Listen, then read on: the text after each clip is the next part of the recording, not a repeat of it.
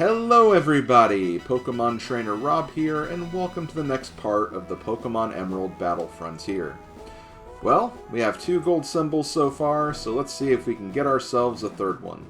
Or at the very least, just a symbol in general.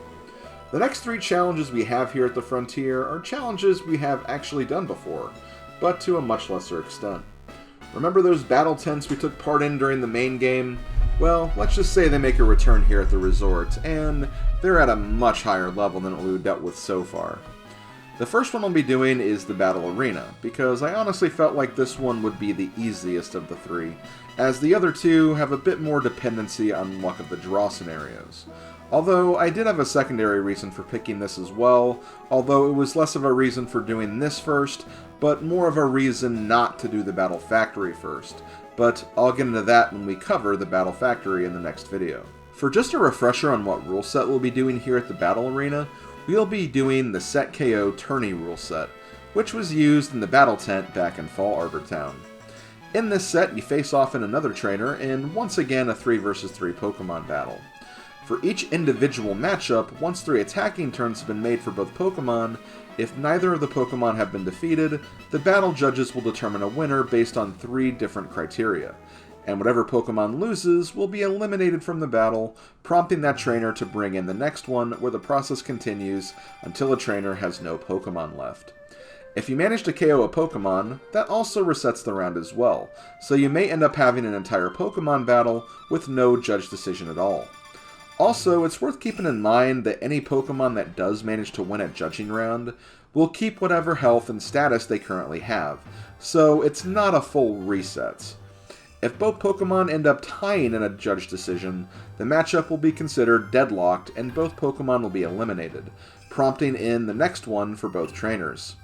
It's also worth mentioning that no matter what, the order you set your Pokemon in, they will stay that way for the entire duration of each Battle Arena gauntlet. So even if a Pokemon gets eliminated, you don't get to choose which one comes in next.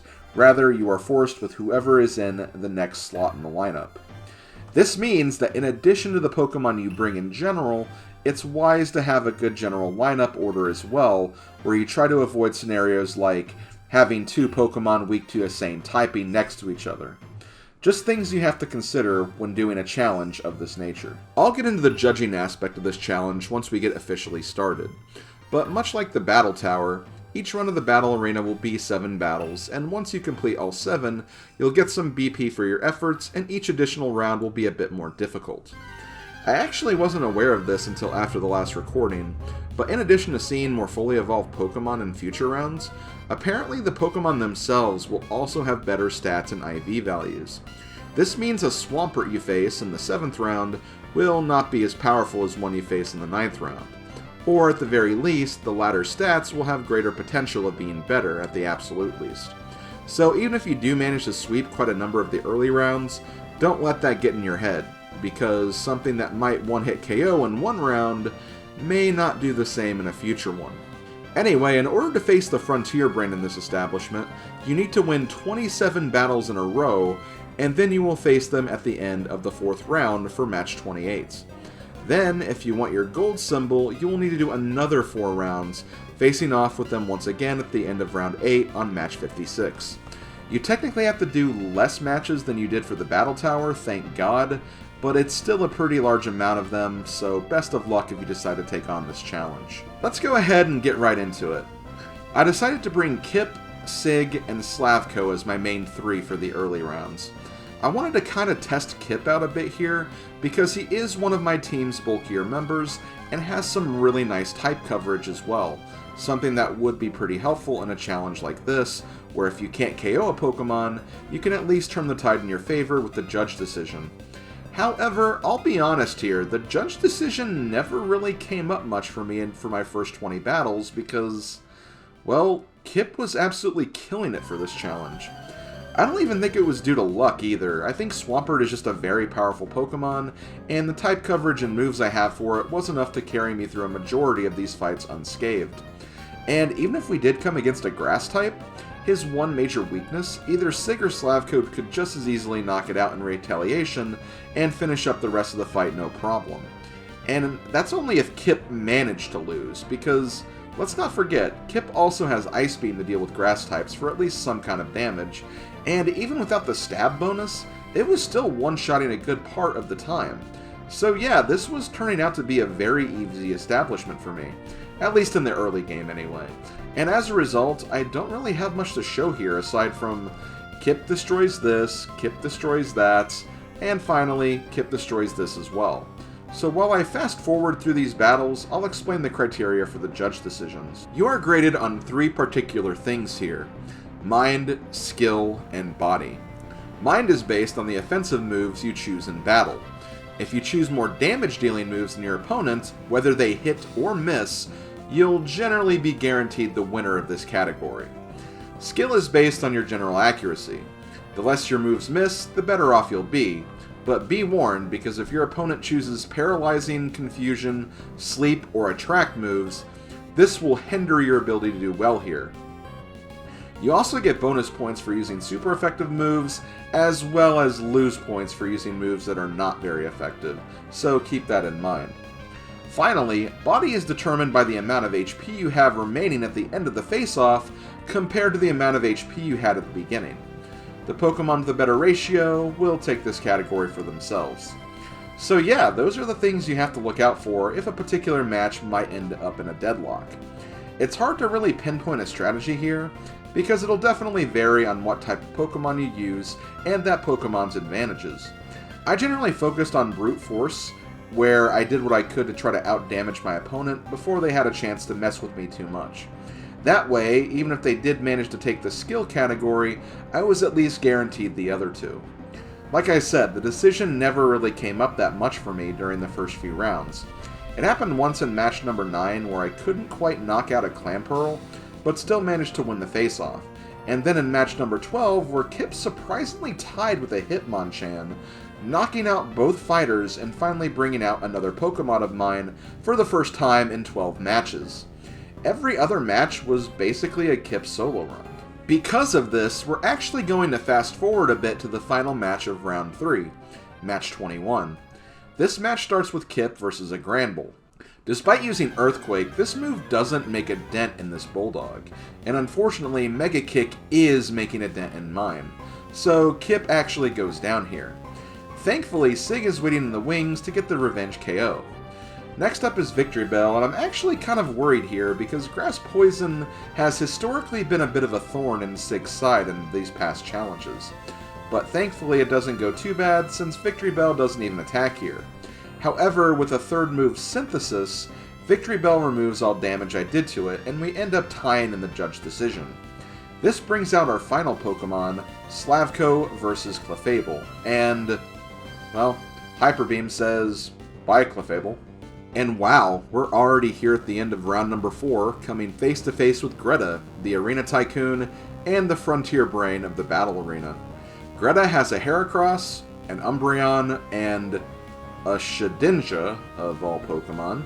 However, despite the weird choices, I actually made a bit of an error here. You see, I actually forgot that round number 4 was the Brain encounter, so as a result, I probably didn't pick the best team for this fight, nor the right order, so safe to say I was a little worried on this one. Kip versus Heracross doesn't go too well, as Heracross is spamming Mega Horn, a really great move for this super offensive bug type. I even try to use Muddy Water to lower its accuracy, but I don't get the trigger and Kip is downed in 2 attacks. Sig is up next, and once again Mega Horn is going to do massive damage here, but I do catch a bit of a break as Effect Spore chimes in to put Heracross to sleep and allows me to finish it off easily. I actually kind of forgot I had this ability since it hasn't really activated much in this playthrough, but definitely a great tool of Breloom's potential. Next up is Umbreon, which is a decent matchup for me despite my HP level, as I use Brick Break and get an always appreciated critical hit. Last up is Shedinja, and unfortunately Sig can't do anything here, since none of my moves are super effective. Damn you, Wonder Guard. However, Slavko is up next, and he does have Aerial Ace, giving me the victory and the symbol for the Battle Arena, the symbol of Guts. So yeah, we reached our goal once again, and I wasn't punished for my lack of attentiveness. However, that will probably not fly if I hope to get the gold symbol, so Hopefully that doesn't bite me in the butt. I'll try to show a couple more battles in this video aside from just the final fights, don't worry. But before we do, let's go to battle number 35 and the final matchup of round number 5. We have Kip versus Metagross to start, and not a great start. It didn't deal any damage, but it did use Double Team, and I'm trying to Earthquake, so my accuracy is not going to be very good here. Despite the low hit percentage, though, I keep trying because I know Earthquake will do good damage, if not outright KO, and even after a second Double Team, I do manage to get the hit, get a critical in the process, and move on to this trainer's second Pokemon, a Snorlax. I keep quaking, and after 3 of these very powerful ground moves, Snorlax goes down and Kip is still at full health. However, Meganium is next, and yeah, no way Kip is beating a grass type here. I do some damage with Ice Beam at least, but it's got Giga Drain, and Kip faints with only 1/4 damage done to my opponent.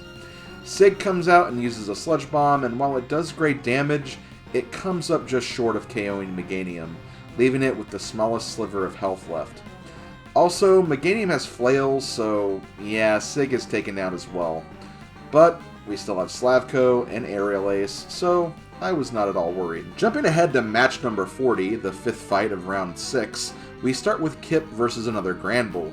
But I guess this one doesn't have Mega Kick, and Kip is able to take this one out completely on his own. Kangaskhan is next, and although Kip can get an Earthquake in, it's not enough to contend on low health, and he goes down.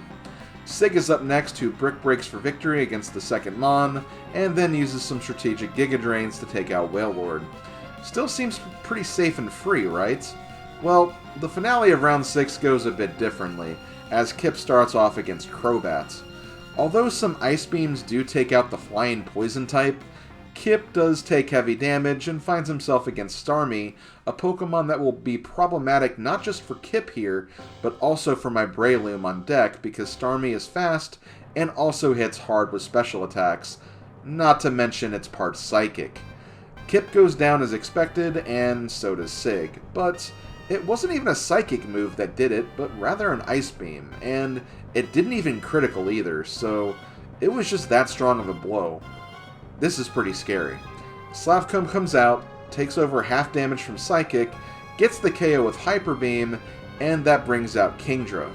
Kingdra uses Dragon Dance, followed by Double Edge, and while that does do a lot of damage, it's not enough to KO my Slaking, who, after finishing his Loafing, strikes again with the Hyper Beam and KOs the Dragon. Wow. Coming in clutch once again, aren't you, Slavko? Let's celebrate that close call victory with another fight that wasn't a close call at all, actually. Match number 45 during round number 7 is next, and our opponent leads with a Raichu, followed by a Jolteon. And I gotta say, I love water ground types, I really do. Both of these Pokemon go down easily, bringing out Milotic to round out the team. But with 2 other Pokemon waiting in the wings, I was feeling pretty damn good here, especially with my Grass type on deck. Moving on to the conclusion of round number 7, match number 49, we get greeted with quite the legendary team here. First up is Dragonite, who doesn't hesitate to use Outrage to get some strong damage in.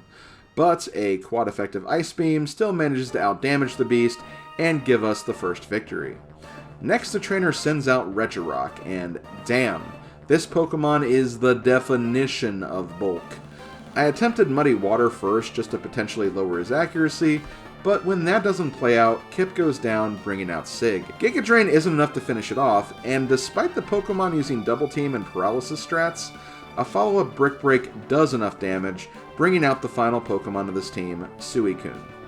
Now, this face-off really confused me. Suicune doesn't even try to attack here. Instead, it uses Double Team twice and Calm Mind.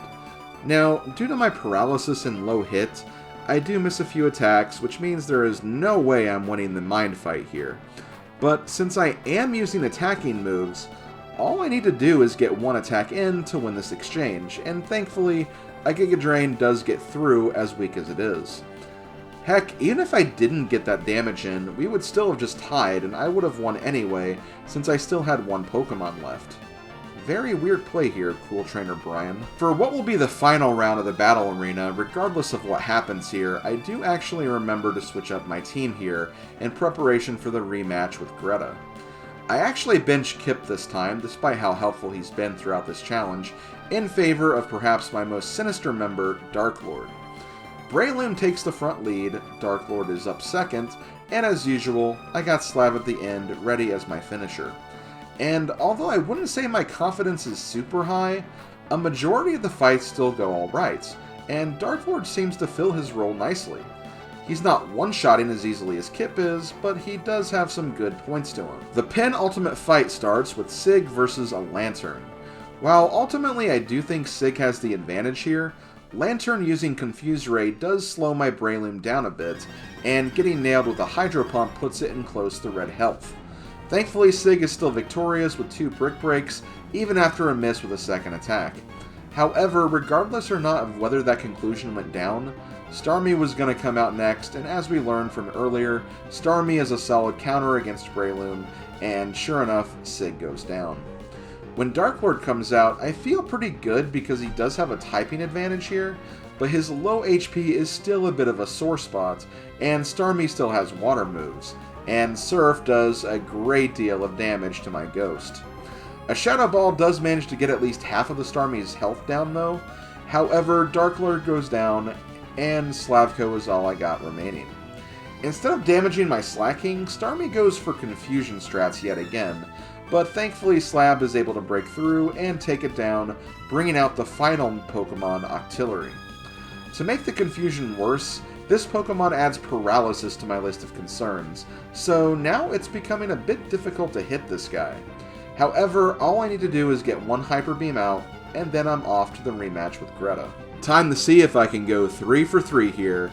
Greta's Umbreon is back, this time as the opener, but it's followed by a very nasty Pokemon in Gengar. And the closer is, funnily enough, a Breloom, the same Pokemon I actually open with. The battle starts with Sig and Umbreon, trading Brick Breaks and Psychics back and forth, and thankfully Sig is faster and Psychic isn't stabbed, so Umbreon goes down after 2 attacks. Gengar is out next, and Sig obviously goes down. So now you can probably see why I brought Dark Lord instead of Kip here. Although an Earthquake would have done great damage to Gengar in Generation 1 or 2, this is Generation 3, and Gengar has Levitates. Of course. So I needed something else to put the damage on, and I thought Super Effective Ghost would be the way to go. Gengar starts with Hypnosis, and thankfully it actually misses here, so I'm able to get out a Shadow Ball and do more than half of Gengar's HP worth of damage. Gengar unfortunately gets the second Hypnosis though, and I fall asleep. Although, this is unfortunate, I'm not too worried at this point because Gengar uses Psychic, which doesn't do that much damage to Dark Lord, and I'm still beating Gengar in the body category, which means a judge decision is as good as mine. However, I get super good luck and Dark Lord manages to wake up and get the final Shadow Ball on Gengar, taking it out and bringing out the Breloom. I feel pretty confident in my chances here, as Breloom doesn't have a great move pool against me, and I still have Slavko backing me up just in case. I start off by using Toxic to poison Breloom, but apparently Breloom is holding a berry that cures its status, basically making it a wasted turn. It uses Giga Drain and I lose about 30 HP. I use Shadow Ball in my second turn and do a decent amount of damage, more than it has done to me for sure, and then it uses Spore to put me to sleep. I miss my last turn, and Breloom uses another Giga Drain. Now, while it looked like I did enough damage here, Breloom still managed to beat me through the judge decision, likely by single digits of HP in the body department, so Dark Lord is removed from battle, bringing in Slavko. That's okay though, because Dark Lord did what he needed to do anyway. Breloom is already weakened, and although it does no Focus Punch, super effective against Slavko, it takes 2 turns to charge, so I Hyper Beam my way to my 3rd gold symbol. 3 gold symbols. I seriously cannot believe it. I swear, I only thought I was going to get 1, maybe 2 at the absolute best, but 3? Ugh, no way in hell. But I have to hand it to my team, especially Kip, because they came in clutch. Of the 3 challenges I've done so far, this one was the easiest, although I feel like if I was more aware of Kip's strength, the other 2 probably would have gone smoother as well, so it's really hard to say here. With my team on a bit of a hot streak, I think I'm going to give them a bit of a break now, and spend the next video focusing on the Battle Factory, as that one will take our Pokemon out of our hands, and give us some new ones to work with. The idea of essentially using rentals does make me a little nervous, of course, but from what I hear from others, this is actually one of the easier, more fun, and shorter of the challenges to get a symbol on. So we'll definitely have some fun with it. This has been Pokemon Trainer Rob. Thanks again for watching, and I'll see you guys next time. Later, folks.